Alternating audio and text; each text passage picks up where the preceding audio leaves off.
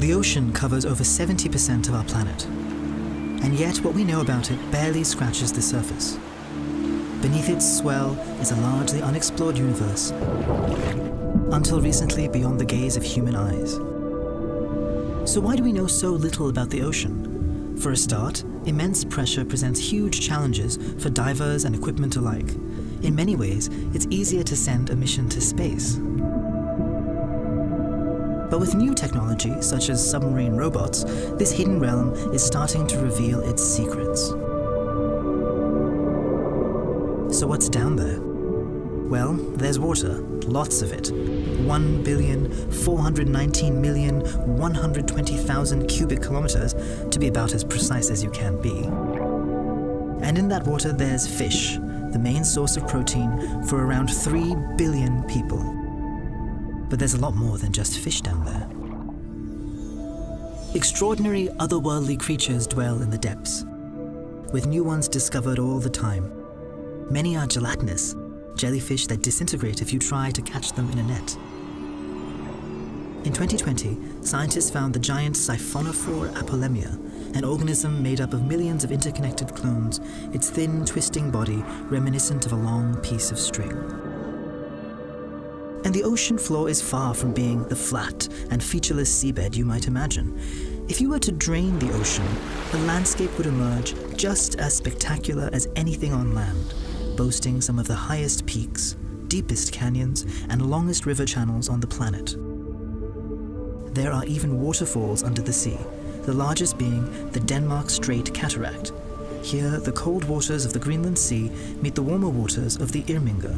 As the cooler water is forced down, it creates a giant 3,500-meter drop, undetectable to anyone who might be bobbing about on the surface. And that's nothing compared to the chilling 11,000-meter drop to the bottom of the Mariana Trench, the deepest place on Earth. It was here that, in 2020, scientists made an alarming discovery. At a depth of around 7,000 meters, in one of the most remote and inaccessible crevices on Earth, they came across a new species of crustacean, and it had plastic in its stomach. They called it Erythenes plasticus, a living reminder that even though we've barely begun to explore the ocean, our impact on it is already being keenly felt. In fact, by 2050, it's estimated there could be more plastic in the sea than fish. But it's not just plastic that's a problem.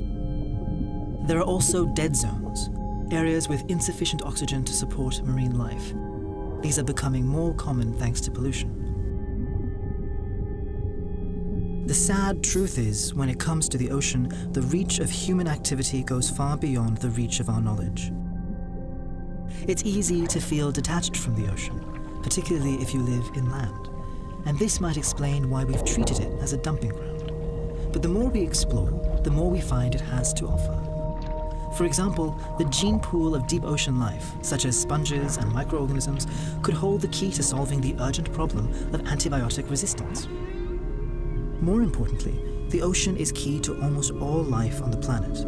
Half the oxygen we breathe comes from marine photosynthesizers, such as phytoplankton and seaweed. The ocean also regulates our climate, mediating temperature by distributing solar heat around the planet. We may not feel it, but every one of us is affected every day by the role the ocean plays in our finely balanced Earth system. And yet, the efforts we've made so far to protect and preserve this vital life source are, well, a drop in the ocean. There's still so much we don't know, so many breathtaking canyons unseen, so many creatures undiscovered, but new technology is revealing more about our ocean than ever before. Perhaps if we knew more of the ocean's secrets, we might look after it better.